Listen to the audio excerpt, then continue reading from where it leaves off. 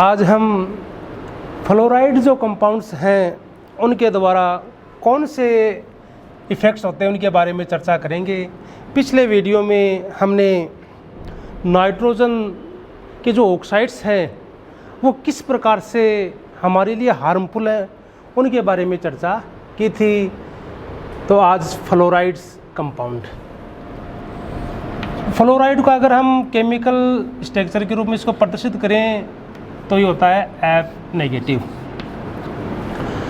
इसकी जो अल्प मात्रा है, सूक्ष्म मात्रा में इसका यूज टूथपेस्ट के रूप में इसका उपयोग कर सकते हैं, परंतु अधिक मात्रा इसकी हमारे लिए हार्मफुल होती है। फ्लोराइड जो विभिन्न प्रकार का जो वाटर है उसमें भी ये मिनरल्स के रूप में प्रेजेंट रहता है। अधिक मात्रा उपस्थित होने के कारण ये विभिन्न प्रकार के रोग, डिजीज भी उत्पन्न कर सकता है जो हार्मफुल के रूप में कार्य करता है। ये प्लांट्स को किस प्रकार से प्रभावित करता है उसके बारे में हम चर्चा करेंगे। फ्लोराइड जो पार्टिकल्स हैं ये दोनों ही रूप में प्रेजेंट हो सकते हैं। एक तो कणीय रूप यानी पार्टिकल्स के रूप में पाया जाता है, एंड सेकेंड ये गैस के रूप में।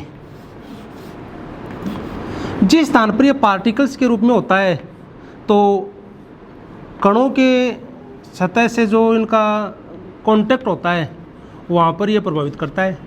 गैस के रूप में ये संपूर्ण सरफेस को प्रभावित कर सकता है, अर्थात उसके अंदर इंटैक्ट हो सकता है। तो ये पार्टिकल्स और गैस के रूप में इंट्रोड्यूस प्लांट्स एंड एनिमल्स के अंदर इंट्रोड्यूस कर सकता है। तो देखें पादप के अंदर कौन कौन से इनके जो इफ़ेक्ट्स होते हैं, किस प्रकार से ये प्लांट्स के अंदर हार्मफुल होता है, कौन कौन से क्रिया इनके द्वारा संपन्न की जा सकती हैं, उनके बारे में हम थोड़ी सी चर्चा करते हैं।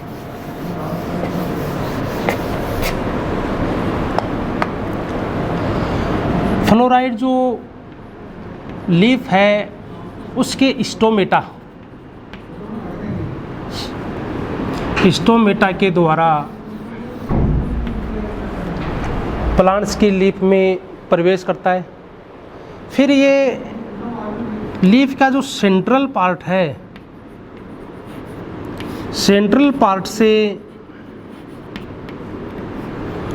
ये उसका जो एपिकल या जो शीर्ष पार्ट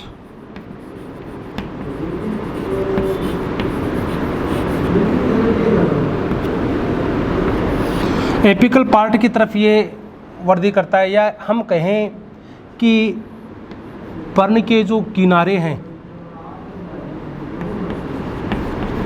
किनारे उनकी तरफ ये वृद्धि करता रहता है, या किनारों में इकट्ठा होता है, या विभिन्न प्रकार का अटैक या उसमें क्षति या इंजरी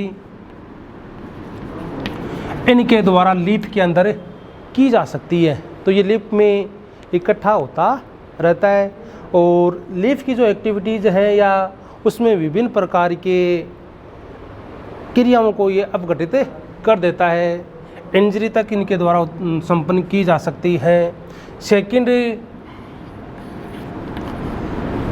प्लांट्स की जो मेटाबॉलिक क्रियाएं, उपापचय जो क्रियाएं हैं वो इनके द्वारा अवरुद्ध हो जाती हैं।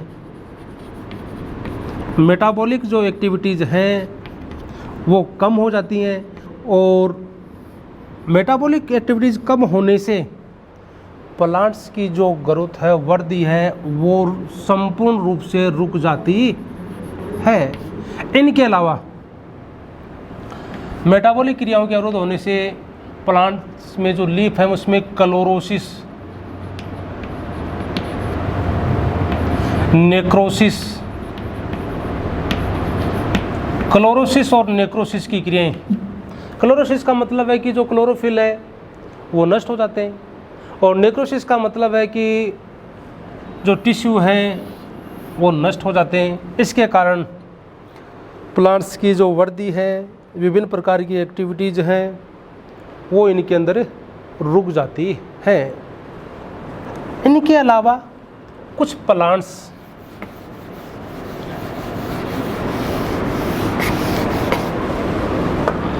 टर्गर जो प्लांट्स है या स्फीति जो पादप हैं, उनमें ये जो फ्लोराइड है ये अधिक मात्रा में अवशोषित हो जाता है, क्योंकि स्फीति प्लांट्स इसके लिए अधिक सेंसिटिव होते हैं।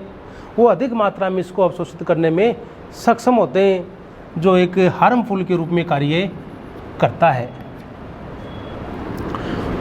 इनके अलावा इनके द्वारा हम जैसे कि जो पत्तेदार सब्जियां हैं या सलाद, इनमें इसको संचित कर लिया जाता है। ये भी इसके लिए अधिक एक्टिव या सेंसिटिव के रूप में कार्य करते हैं और इनका उपयोग करने से एनिमल्स में ये प्रवेश कर जाते हैं, जो एक हानिकारक प्रोडक्ट्स के रूप में कार्य करते हैं। इनके अलावा इसका एक जो इम्पोर्टेंट जो रोल होता है वो ये है कि जो फ्लोराइड है ये फूड चेन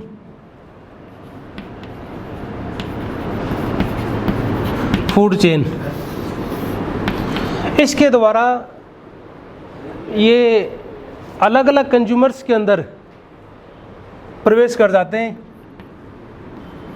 जिसके द्वारा विभिन्न प्रकार के रोग या डिजीज़ तथा हमारे शरीर या अन्य शरीर के अंदर जो इकट्ठे होते रहते हैं, फूड चेन के लिए ये बहुत ही खतरनाक साबित हो सकते हैं। इसलिए जो फ्लोराइड कंपाउंड्स हैं उनके द्वारा विभिन्न प्रकार के रोग या डिजीज़ उत्पन्न की जा सकती हैं। अब हम देखते हैं हाइड्रोकार्बन्स।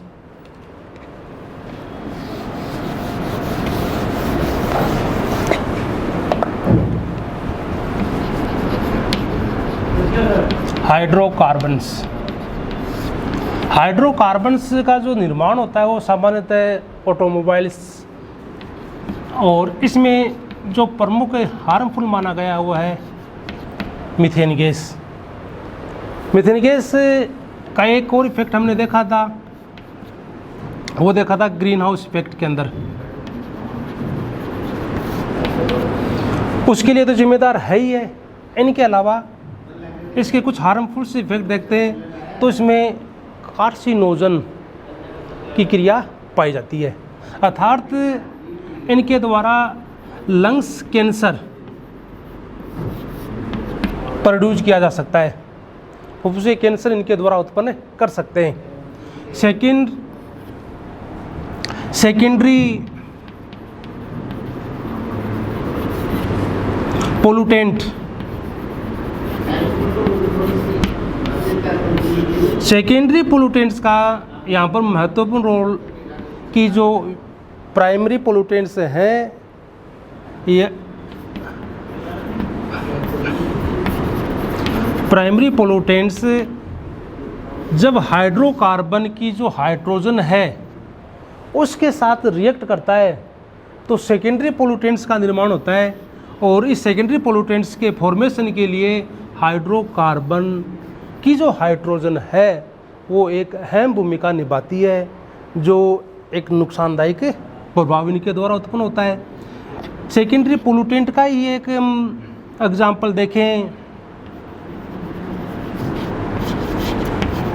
स्मोक